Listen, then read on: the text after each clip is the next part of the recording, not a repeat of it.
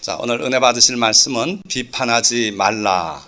그리고 부제목으로 나도 너를 정죄하지 아니하노니, 이런 제목으로 함께 은혜를 받으시겠습니다. 아침에 다시 성전으로 들어오시니 백성이 다 나오는지라 앉으사 그들을 가르치시더니, 예수님께서 성전에서 아침 일찍이 가르치고 계신데 웬 무리가 떠들썩하게 어떤 한 여인을 앞세우고 달려오는 거예요. 그 여인은 음행 중에 잡힌 여자였어요. 그래가지고 그 여인을 끌고 와서 예수님의 말씀을 듣고 하는 그 무리들 한가운데 세워놓고 예수님께 도전적인 질문을 합니다. 선생이여, 이 여자가 간음하다가 현장에서 잡혔나이다. 모세는 율법에 이러한 여자를 돌로 치라 명하였거니와 선생은 어떻게 말하겠나이까? 그 뒤에는 무슨 얘기가 나오냐면 예수님을 고발할 거리를 찾고자 이 질문을 했다는 거예요. 자, 모세는 신명기에도 그렇고 레위기에도 그렇고 이 간음하다가 잡힌 사람에 대해서 어떻게 처리할 거를 기록으로 남겨놨어요. 하나님의 율법을 들여다보면은 아주 세세하게 그런 문제가 기록이 되어 있는데, 선생은 뭐라고 말씀하십니까? 당신의 교훈은 뭡니까? 이거예요. 현장에서 잡혔답니다. 그리고 이게 예루살렘 성 안에서 벌어진 일 같아요. 그러니까 하나님의 법대로 하자면 돌로 쳐 죽이라는 거죠. 문제는 뭐냐 하면 남자도 책임이 똑같아요. 그런데 남자는 여기 붙잡아 오질 않았어요. 힘없는 여성만 붙잡아 오고, 그리고 예수님에게 도전적으로 이 질문을 던진 거예요. 자, 이때 예수님께서 아무 대답도 안 하시고, 그리고 허리를 굽혀서 성전 마당에 손으로 쓰기 시작하셨어요. 한참 쓰고 있어요. 그러니까 주변에 그 여인을 붙들고 왔던 바리새인들, 서기관들이 재촉을 합니다. 빨리 대답하시오. 도대체 뭐 하고 있는 겁니까? 왜 시간을 끌고 있는 겁니까? 하면서 예수님을 재촉을 했어요. 그랬더니 한참 쓰시던 예수님이 그들에게 이르시되 너희 중에 죄 없는 자가 먼저 돌로 치라 하시고 다시 몸을 굽혀 손가락으로 땅에 쓰시니, 허리를 펴길래 대답이 나올 줄 알았어요. 그런데 대답 안 하시고 다시 이 말씀하시고는 또 다시 허리를 굽혀서 또 쓰기 시작해요. 자, 이상하죠? 뭘 땅에다 쓰셨다고 성경은 우리에게 전하진 않아요. 그러나 그들이 이 말씀을 듣고 양심의 가책을 느껴 어른으로부터 시작하여 젊은이까지 하나씩 하나씩 나가고 오직 예수와 그 가운데 섰는 여자만 남았더라. 너희 중에 죄 없는 자가 먼저 돌로 치라고 말씀하시고 또 쓰기 시작하는데, 사람들이 그때서야 양심의 가책을 느끼고 한둘씩 빠져나가기 시작했어요. 노인부터 젊은이까지, 바리새인 서기관들뿐 아니라 예수님의 말씀을 듣고 있던 사람들도 다 나가버리고 이 여인과 예수님만 덩그러니 남았어요. 도대체 뭘 쓰셨을까요? 모르지요. 성경이 우리에게 말씀 안 하고 있으니까 다만 추정해 볼 수는 있어요. 아마도 예수님께서 사람의 이름을 쓰셨을 것 같아요. 제가 볼 때는. 그래서 마태, 그리고 몇 년, 몇 월, 며칠, 어디서 여인 성추행, 이런 노골적인 내용들을 예수님께서 말로 안 하시고 바닥에다 써내려 가시는 거예요. 그러니까 이렇게 보다 보니까 자기 이름이 나오는데 자기가 저질렀던 일이 거기 기록이 되니까 이 사람이 주랭랑을 났어요. 그 다음 또 누굴 쓰니까 또 그 사람도 보더니 자기가 지은 죄가 발각났다 그러고 도망가 버렸어요. 이렇게 해서 모든 사람들이 다 도망갔어요. 뭘 말씀합니까? 하나님 앞에는 죄가 없는 사람이 없다 이거예요.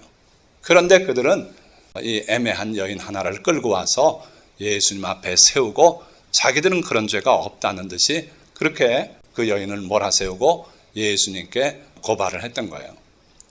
자, 예수께서 일어나사 여자 외에 아무도 없는 것을 보시고 이르시되 여자여, 너를 고발하던 그들이 어디 있느냐? 너를 정죄한 자가 없느냐? 그러니까 여인이 없나이다. 예수께서 이르시되 나도 너를 정죄하지 아니하노니 가서 다시는 죄를 범하지 말라. 나도 너를 정죄하지 않노니 가서 다시는 죄를 범하지 마라. 자, 이걸로 이제 이야기는 끝납니다. 자, 그러면 이 여인에 대해서 예수님께서 취한 조치가 이 중에 어디에 제일 가까울까요? 법적으로 본다면 사면일까요?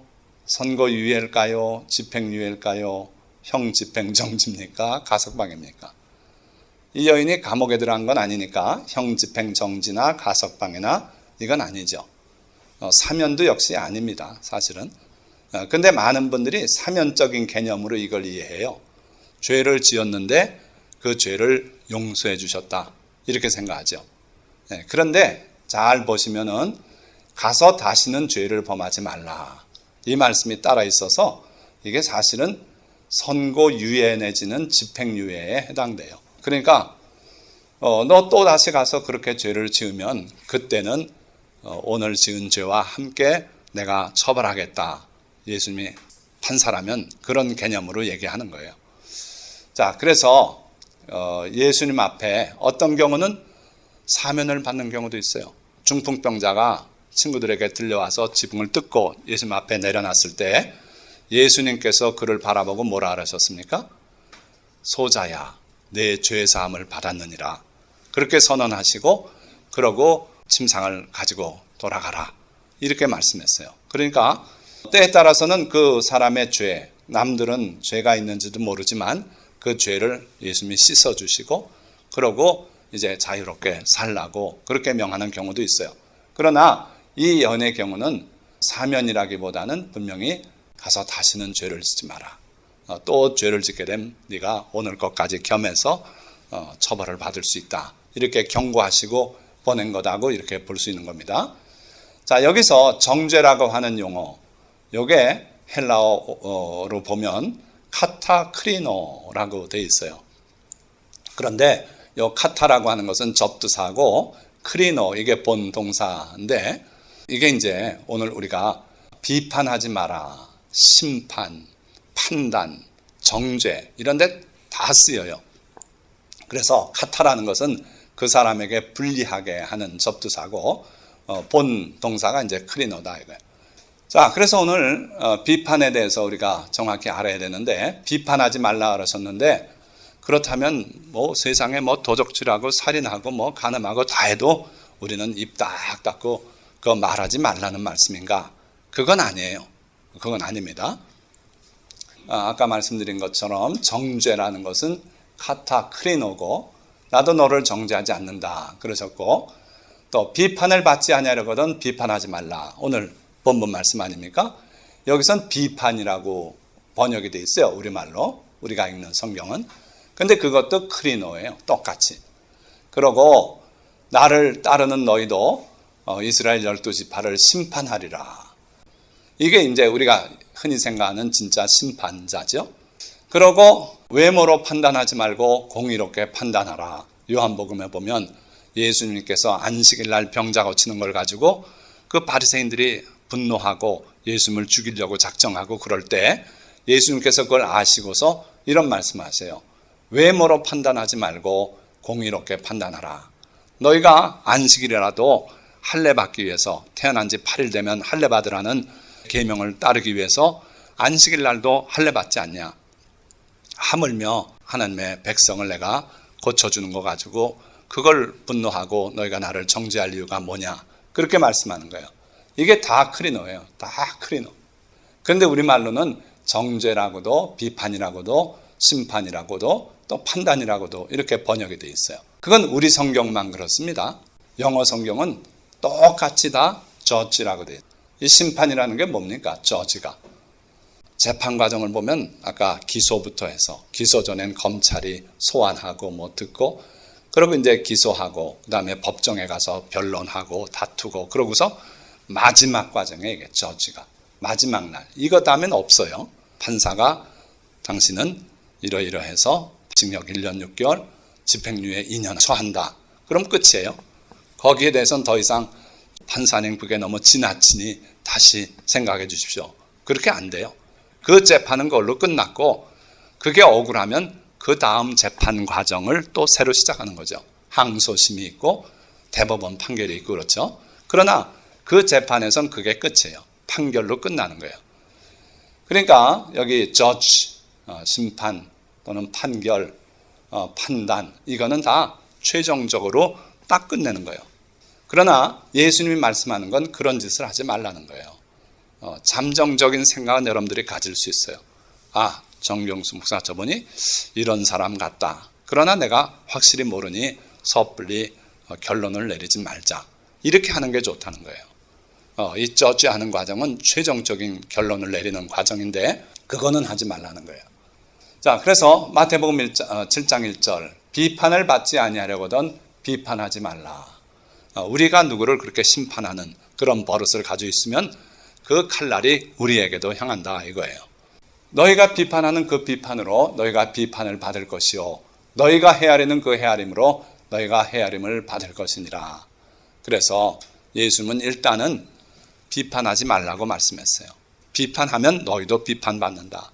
심판 내리지 마라. 너희가 심판을 내리고 하면 너희도 심판을 받게 될 것이다. 그렇게 말씀하고 있어요.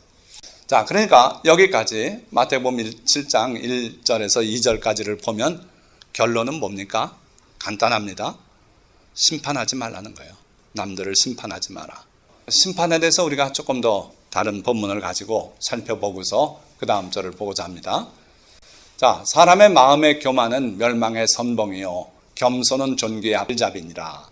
사연을 듣기 전에 대답하는 자는 미련하여 욕을 당하느니라. 자, 잠언의 아주 귀한 말씀이죠. 마음의 교만은 멸망의 선봉이다. 여러분들 결코 교만하지 않으시길 바랍니다. 마음이 교만해지면 반드시 멸망해요. 교만해지면 하나님이 꺾으신다 이거예요. 반면에 겸손한 자는 하나님께서 높여주시고 그래서 존귀의 앞잡이가 된다 그랬어요. 자, 이것만 따로 떼서 우리가 많이 읽고 하는데 그 말씀이 이어서 뭐로 나오냐면 사연을 듣기 전에 대답하는 자는 미련하여 욕을 당하느니라. 이렇게 연결돼요. 잠언의 말씀은 아주 오묘한 말씀이에요. 어떨 때는 이걸 따로 떼서 봐도 좋을 것 같은데 많은 경우 보니까 그게 서로 얽혀 있더라고요. 잠언을 보실 때 그 관점에서 잘 유의해서 보세요. 자, 그렇다고 보면 뒤에 나오는 내용이 마음의 교만 문제와 연결되는 문제예요. 자, 뭐가 그런가? 사연을 듣기 전에 대답하는 자. 여기 대답한다 그랬는데 사연을 듣기 전에 판단을 내리는 자. 그런 의미예요. 그러니까 우리가 소문을 들었어요. 아, 이렇다 그런다. 아, 그럼 그는 못된 놈이구나 하고서 미리 결론을 내린다 이거예요. 심판을 내리는 거예요. 그런 자는 미련하여 욕을 당하느니라. 그럼 어떻게 판단을 내리라고요? 사연을 듣고 왜 그런 일이 벌어졌는지, 무슨 동기가 있었는지, 그 사람이 어떻게 자라왔기 때문에 그런 일을 저질렀는지 깊이 모든 내용을 알고 나서 판단하라 하는 거예요. 그렇지 않은 것은 바로 마음의 교만이다. 그러니까 마음이 교만해지면요, 뭐 조그만 소리 듣고 그냥 판단 내려버려요. 그냥 가차없이 잘라내고 이게 마음의 교만이에요. 그 사람이 얼마나 성실하게 그래도 소망을 가지고 일했고 했던 그거를 보질 않아요. 그냥 자기 혼자 교만해서 그렇게 판단을 내리고 만다는 거예요. 송사에서는 먼저 온 사람의 말이 바른 것 같으나 그의 상대자가 와서 밝히느니라. 모든 그 재판이 그래요. 피고가 있고 원고가 있고. 그렇죠? 그래서 원고가 고발을 하고 피고는 자기를 방어하고 막 이러는데 처음에 원고가 그 자기 주장을 펼칩니다. 그런데 나중에 이제 피고가 자기 변론을 또 합니다. 그게 그렇게 된 게 아닙니다. 부도가 나고 그래가지고 못 갚은 것 뿐입니다. 결코 사기쳐서 이 사람 돈 먹으려고 그렇게 한 게 아닙니다. 그리고 변론을 하죠. 그러면 판사가 듣고 아, 사기는 아니구나. 실제로 그 돈을 빌려서 사업을 하다 실패한 거구나. 그렇게 하면 사기범이라고 고소했던 그 내용은 결국 기각이 되고 마는 거죠. 그래서 많은 경우 보면 처음 우리가 한 사람의 말만 듣고 그러고 판단을 내리면 큰 미스를 범하게 돼요. 그래서 결코 남을 섣부르게 그렇게 판단하지 말라는 거예요. 다 사연을 듣고 그 동기까지 파악하고 그러고 나서 판단을 해도 늦지 않다는 거죠. 자, 이건 일반적인 우리 삶에 있어서 판단 함부로 하지 말라는 그런 내용이고요. 그 섣부르게 판단하는 바탕에는 자기 마음에 교만이 있을 수가 있고요. 또 그 자체가 미련함이고 또는 경솔함이 되고 조급함이 된다 이거예요. 다윗이 한 번은 밧세바와 간음을 저지르고 그의 남편 우리아를 전쟁 제일 험악한 데 내세워서 죽게 하고, 그리고 그 밧세바를 차지한 그런 흉악한 죄를 저질렀어요. 그때 하나님께서 나단 선지자를 보내서 이야기를 들려줍니다. 어떤 동네에 가난한 사람이 있었고 부자가 있었다. 가난한 사람은 양 새끼 하나가 있었는데 자기 아기처럼 그 양을 길렀다. 그런데 부잣집에 손님이 왔는데 그 부자가 손님을 대접하기 위해서 그 많은 양 중에 한 마리를 잡으면 되는 걸 자기 양은 잡지 않고 이 가난한 사람의 자기 딸처럼 기르는 암양을 잡아서 손님을 대접했다. 그랬더니 다윗이 그 얘기를 듣고 노하여 나단에게 이르되 여호와의 살아계심을 두고 맹세하노니 이 일을 행한 그 사람은 마땅히 죽을 자라. 노했다 그랬어요. 많은 경우 노해서 내리는 판단, 심판, 이거는 빗나가는 경우가 많아요. 그 사람은 마땅히 죽을 자다. 그리고 맹세까지 해요. 여호와의 살아계심을 두고 맹세하노니. 그러니까 다윗이 지나친 오버액션을 지금 하고 있는 겁니다. 자, 그가 불쌍히 여기지 아니하고 이런 일을 행하였으니 그 양 새끼를 4배나 갚아주어야 하리라. 불쌍히 여기지 않고 그런 일을 했대요. 그 사람의 마음속을 들어가 볼 수 있습니까? 그렇지 못하지요. 그 이야기만 듣고는 불쌍히 여기지 않아서 그렇게 했다고 말하기는 어려워요. 그런데 교만해져서 판단을 쉽게 내리면 남의 동기까지도 우리가 마음대로 지어내요. 그래서 그 사람의 속마음을 자기가 이렇게 생각하고 넘겨짚고 이러면서 판단을 합니다. 자, 그랬더니 나단이 다윗에게 이르되 당신이 그 사람이라. 당신이 이 짓 하지 않았냐 이거예요. 그래서요, 여기서 우리가 잘 봐야 될 거는 우리가 남을 판단하고 비판하고 심판을 내리고 할 때 내가 그 사람에 비해서 상대적으로 거룩하고 상대적으로 의롭고 상대적으로 성자라고 이렇게 생각하기 쉬워요. 그런 심리에서 자꾸 상대방을 비판하고 저 죽일 놈 그러고 이런 얘기를 한다는 거죠. 그래서 우리가 때로는 다윗처럼 그렇게 남을 비판하고 판단하는 그런 일들을 많이 한다 이거죠. 자, 여기에 미국의 유명한 목사님이 있어요. 척 스윈들이라고 하는. 자, 이분이 비판하지 말아야 되는 7가지 이유를 이렇게 말하고 있어요. 우리는 모든 사실을 다 알지 못한다. 그래서 비판하지 말아야 된다는 거예요. 자, 하나님은 다 아셔요. 하나님은 전지하신 분이고 전능하신 분이고 그리고 자비로우신 하나님이시기 때문에 그분이 심판을 내리면 우리는 아무 소리 안 하고 아멘하고 받아들이고 회개하고 자복해야 돼요. 그러나 사람이 우리를 심판을 하면 그 심판은 대개는 잘못 나간 심판이 돼요. 왜 그러냐? 우리 인간은 모든 사실을 다 알지 못하기 때문이에요. 어느 한 부분만 딱 보고 또는 그걸 전해 듣고 그러고 비판을 내린다 이거죠. 자, 여기 좋은 글귀가 있어요. You know my name, not my story. 당신은 내 이름을 알지만 not my story. 나의 인생에 살아온 그 지난 이야기들을 전혀 모르고 있지 않냐. 또 You see my smile, not my pain.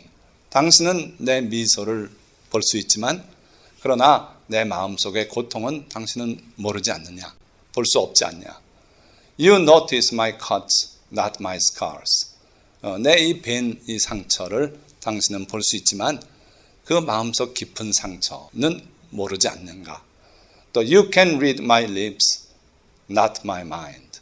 당신이 내 입술을 읽지만, 즉 내 말은 듣지만 그러나 내 마음은 볼 수 없지 않냐. 그런데 어떻게 당신이 내 행위를 판단을 쉽게 할 수 있느냐. 그거예요.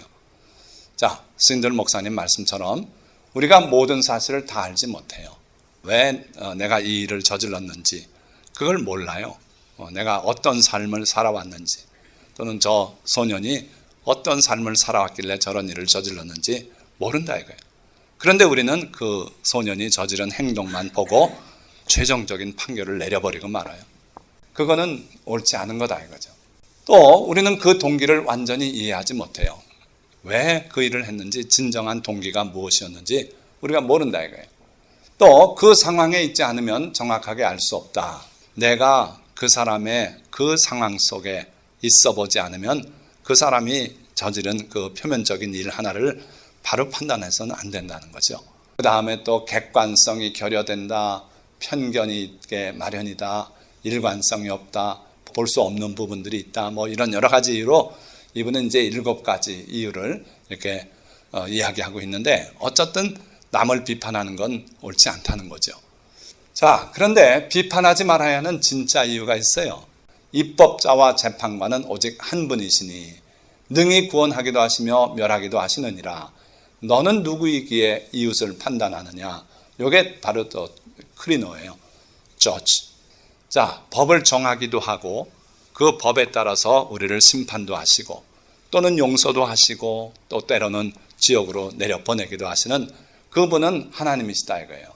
그런데 너는 누구이기에 이웃을 판단하느냐. 여기서 우리가 심판에 대해서 한번 되돌아보면 이거예요. 심판은 하나님의 고유한 권세다 이거예요. 하나님만이 하실 수 있다 이거예요. 우리 인간이 누구이기에 이렇게 판단을 할 수 있느냐 이거예요. 자, 심판은 하나님의 고유한 권세인데 그 하나님은 어떤 분이기 때문에 심판을 하시는가? 자, 보세요. 하나님은 전능하시고 자비하신 그런 하나님이시고 거기에 기초해서 하나님이 하시는 일이 심판이에요. 하나님께서 우리에게 내리시는 심판은 항상 정당하고 공의로운 심판이에요. 왜냐하면 하나님은 전지하시기 때문이에요. 모든 걸 아셔요. 아까 스윈들 목사님 얘기처럼 우리는 모든 걸 모르기 때문에 남을 비판하지 말아야 된다 그러죠. 그런데 하나님은 다 아셔요.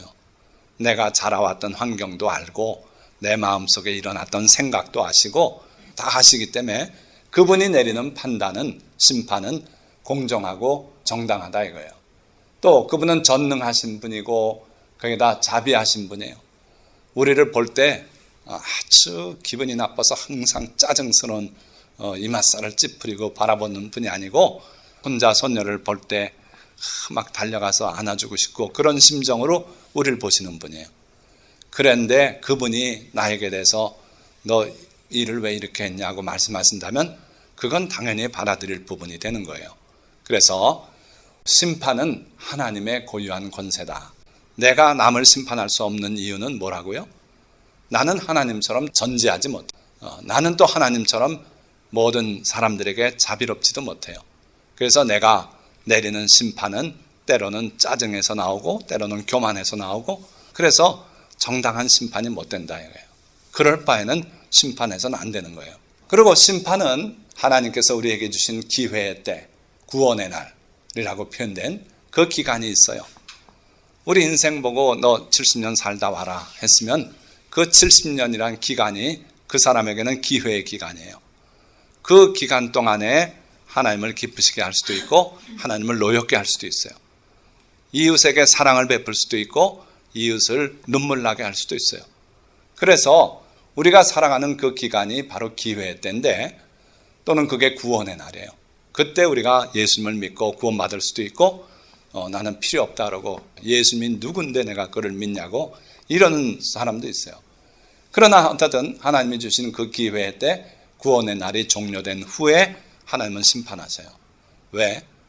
그 기간이 아직 남아있음 회개할 기회를 하나님이 더 주시는 거예요. 성령을 통해서 마음에 자꾸 도전을 주십니다. 너 이렇게 살아선 되겠냐? 다시 늦었지만 이제라도 회개하라. 이렇게 자꾸 하나님께서 찔러대시기 때문에 아직 그 기간이 끝나기 전엔 하나님이 심판을 안 하세요. 아까 그 여인도 아직 그에게 기회가 있었어요. 그래서 예수님은 나도 너를 판결하지 않는다. 정죄하지 않는다. 그러니 가서 다시는 죄를 짓지 말고 새로운 삶을 살아라. 그렇게 말씀한 거예요. 그러니까 최종적인 판결은 오늘 우리가 이웃을 보고 함부로 내리지 말자 이거예요. 주님께 맡기고 우리는 나는 저렇게 되지 말자. 이제 그런 정도로 생각하면 되겠다 하는 거예요. 그 바벨론이 유다를 멸망시키고 그들을 포로로 잡아갔어요. 거기서 이스라엘 백성들이 나름대로 적응을 하고 그리고 70년간 살아갔습니다. 그 기간 중에 벨사살 왕이라는 사람이 있었어요. 이 사람은 느부갓네살 왕을 이어서 왕이 된 사람인데 교만했어요. 큰 잔치를 베풀고 자기의 권세를 나타내려고 하나님의 성전에서 쓰던 그 금그릇, 은그릇 이런 것들, 유대에서 가져왔던 것들, 그 그릇들을 다 꺼내오라 그랬어요.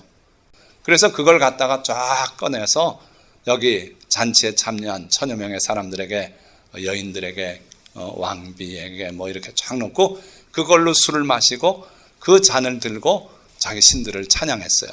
나무로 만든 신, 돌로 만든 신, 금으로 만든 신, 은으로 만든 신, 그 신들을 찬양하면서 아주 흥에 겨워 하는 순간에 갑자기 벽에 손이 나타나더니 글자를 쓰기 시작하는 거예요. 그 모든 사람들이 보고 두려움이 임했어요. 이 벨사살 왕은요, 다리가 떨려서 무릎이 서로 부딪혔다 그랬어요.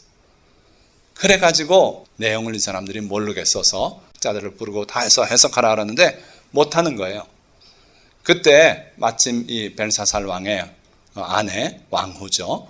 그 아내가 벨사살 왕에게 그렇게 말해요. 당신 아버지 때, 그러니까 당신 선조 느부갓네살 왕 때 섬기던 다니엘이라는 사람이 있습니다. 그 사람이 꿈도 다 해석하고 하는 분이니까 그분을 모셔오십시오. 지금 은퇴한 상태예요. 그런데 결국 다니엘을 불러냈어요. 불러냈더니 다니엘이 그 말씀을 해석을 해요. 메네 데겔 우바르신. 해석한 즉 이렇다고 다니엘이 지금 해석을 해주는 거예요. 메네는 하나님이 이미 왕의 나라의 시대를 세워서 그것을 끝나게 하셨다 하며, 데겔은 왕을 저울에 달아보니 부족함이 보였다 하며, 베레스는 왕의 나라가 나뉘어서 메대와 바사 사람에게 준바되었다 함이니라.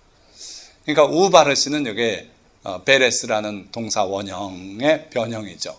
그래서 하나님께서 왕의 시대를 끝나게 하셨다. 왕을 저울에 달아보니 이미 기울었다. 하나님께서 최종 판결을 내리셨다 이거예요. 자, 그 말을 하고 이 왕은 그 다음날 암살당했어요. 그래가지고 나라가 둘로 쪼개지면서 결국 다리오 왕이 되고, 그리고 그때 이스라엘 백성이 이제 회복해서 자기 나라로 돌아오게 됐어요. 그러니까 이 벨사살 왕이 당한 심판, 이게 하나님의 심판이에요. 하나님은 그에게 기회의 시간을 줬어요. 그리고 그 기회의 시간이 다 하도록 그가 하나님을 높이지 않고 하나님을 노엽게 할 때 하나님이 최종 심판 내렸어요.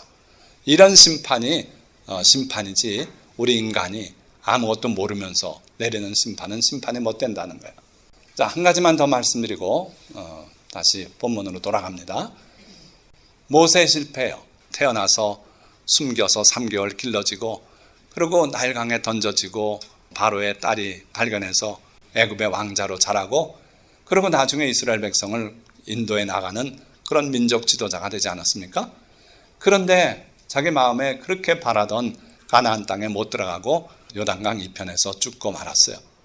왜 그랬습니까? 이때 실패한 일 때문에 그래요. 뭡니까? 광야에서 물이 없어서 백성들이 모세와 아론을 돌로 치려고 그러고 이렇게 반역을 했어요. 목말라 죽겠다 이거예요.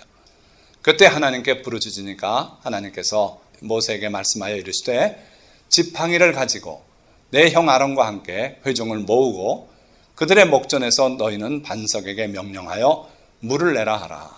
3가지 명령을 하셨어요. 지팡이를 가지고 가라. 그리고 회중을 모아라. 그리고 그들의 목전에서 반석에게 명령해라. 그럼 물이 나올 것이다 이거예요. 참 신기한 일입니다. 지팡이 들고 가서 온 회중을 그 앞에 모으고, 그리고 반석을 향해 돌아서서 물을 내라. 그렇게 명령하라 이거예요. 자, 그런데 모세는 어떻게 했습니까? 모세가 그 명령대로 여호와 앞에서 지팡이를 잡으니라. 모세와 아론이 회중을 그 반석 앞에 모으고 하나님 말씀대로 다 했어요. 지팡이를 들고 가라. 가져갔죠? 그리고 회중을 모으라. 모았죠? 문제는 마지막 3번째 과정이었어요. 모세가 그들에게 이르되, 반역한 너희여 들으라. 우리가 너희를 위하여 이 반석에서 물을 내랴?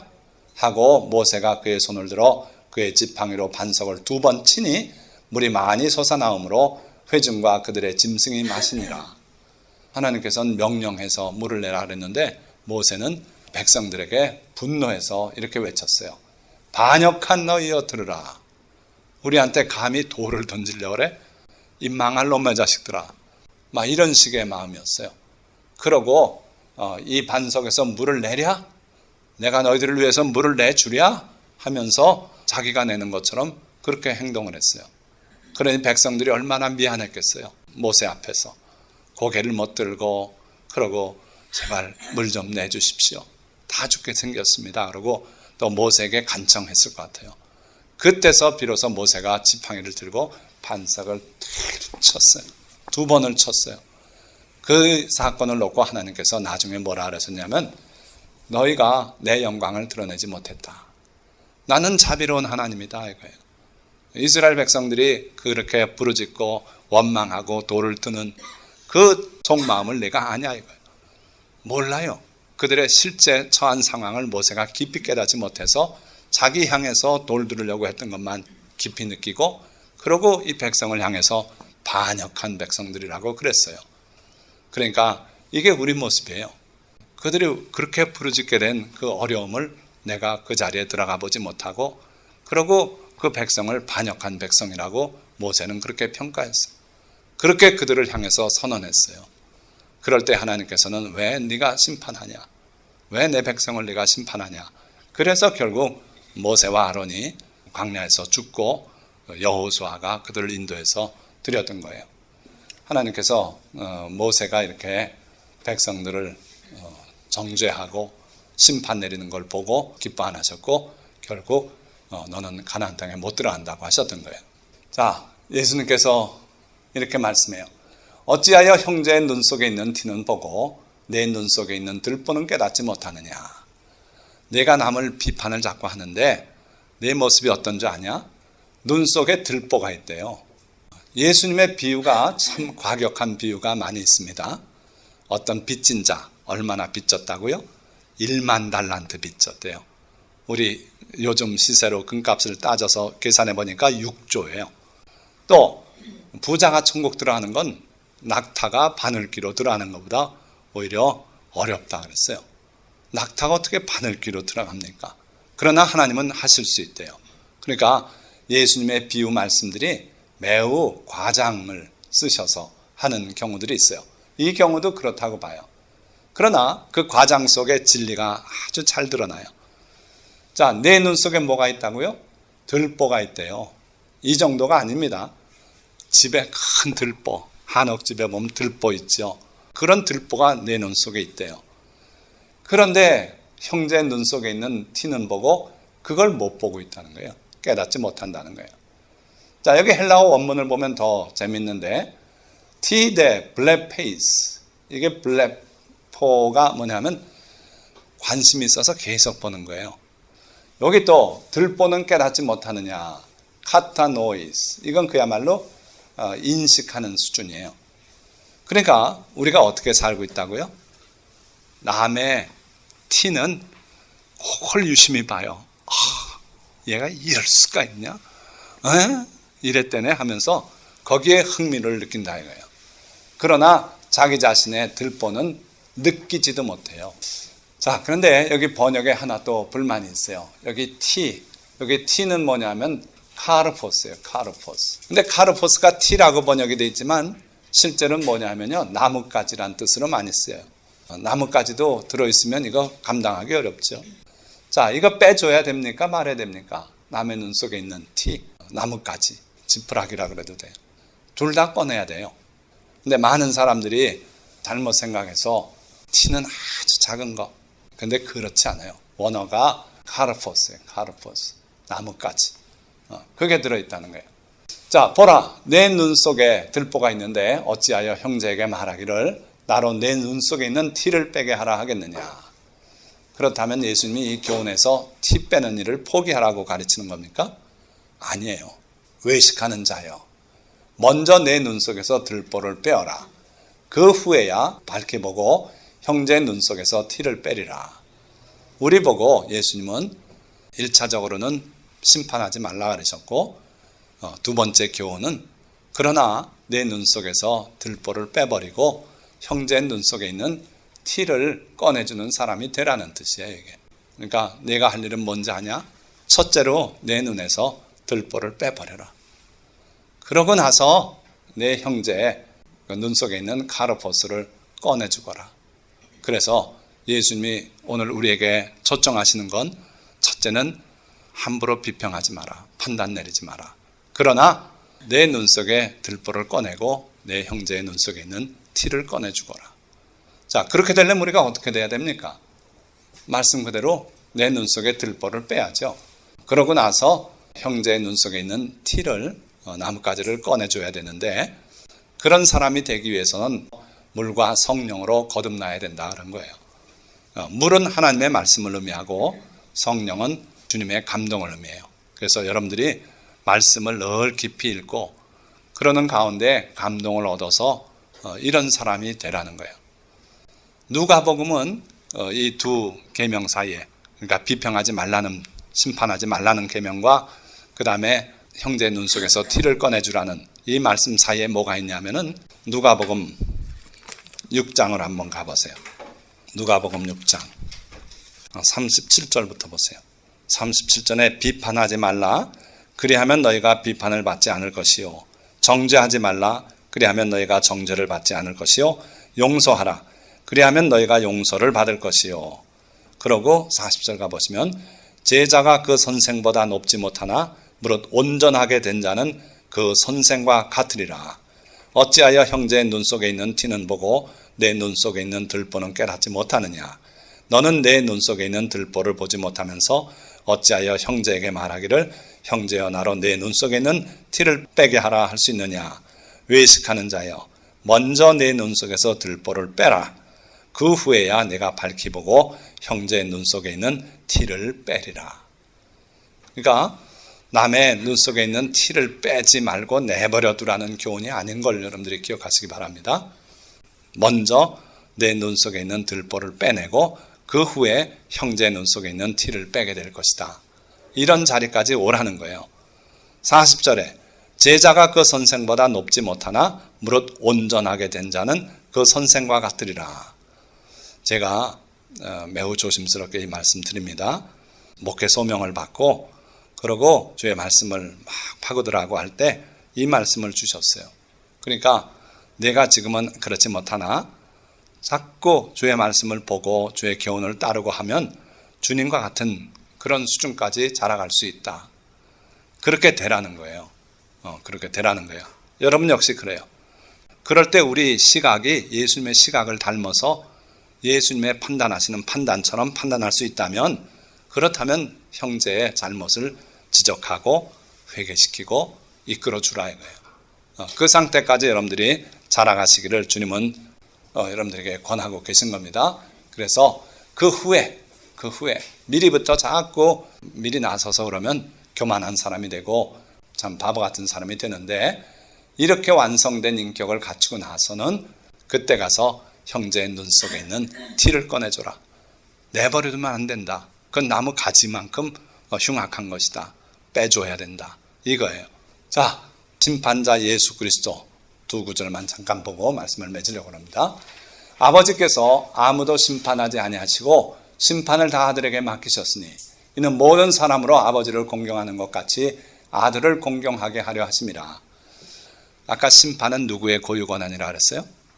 하나님의 고유 권한이라 그랬어요. 왜요? 그분만이 모든 걸 아셔요. 그분만이 전능하시고 그분은 자비로우신 분이기 때문에 심판하심이 하나님의 고유한 권한이에요. 그런데 놀랍게도 그의 아들 예수 그리스도에게 심판을 다 맡기셨다 그랬어요. 그 이후로 예수님은 두 번에 걸쳐 이렇게 말씀해요. 인자됨으로 말미암아 심판하는 권한을 주셨느니라. 예수님께서 하늘 보좌에 하나님과 함께 앉아 계실 때는 하나님 아버지가 심판자이시고 예수님은 그 하나님의 심판에 박수를 보내고 이런 분이었어요.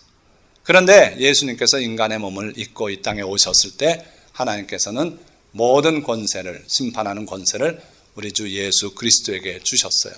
그래서 최후의 심판은 예수께서 하시는 거예요. 왜 그럴까요? 예수님이 인간이 돼서 우리 자리에 들어오셨어요. 그래서 우리의 모든 처지를 아셔요.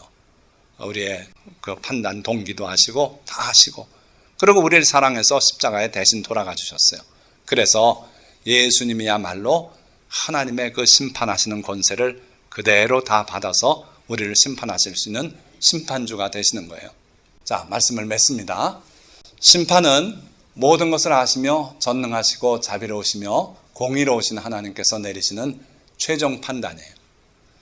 그리고 또한 하나님의 고유한 권세라 그랬어요. 각자에게 하나님이 주신 기회의 시간이 있고 그 시간의 끝에 가서 하나님이 내리시는 게 바로 심판이에요. 그런데 하나님도 아닌 우리가 어떻게 그 시간이 지나기도 전에 어떤 특정인을 심판합니까? 그건 아니다 이거예요. 하나님께서는 그 권세를 인자가 되신 하나님의 아들 예수 그리스도에게 맡기셨어요.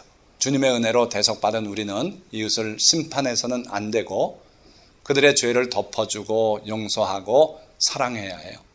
우리가 해야 될 일은 이거예요. 사람들의 죄를 드러내고 비난하고 정죄하고 그렇게 해서 되는 게 아니에요. 우리는 심판자의 자리에 있지 않습니다. 그래서 용서하고 덮어주고 사랑해야 돼요. 섣부른 심판은 외식과 교만과 무지의 결과예요.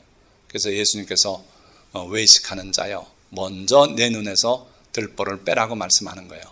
자, 굳이 자기 형제를 판단하고 싶은 사람이 있다면 그는 먼저 자기 죄를 온전히 해결해야 돼요. 주님처럼 모든 것을 통찰할 수 있어야 해요. 그리고 또 주님처럼 자비의 눈으로 볼 수 있어야 해요. 예수님은 우리를 온전한 분량까지 자라게 인도하시는 분입니다. 그래서 그때 가서 여러분들은 이웃을 보고 잘못을 지적하고 바로 잡아주고 그런 일을 하시도록 하란 말이에요. 그 날이 빨리 오시기를 주님의 이름으로 축원드립니다. 그러나 그 전까지는 용서하고 사랑하고 덮어주는 그런 여러분들이 되시기를 주님의 이름으로 축원드립니다. 기도하겠습니다.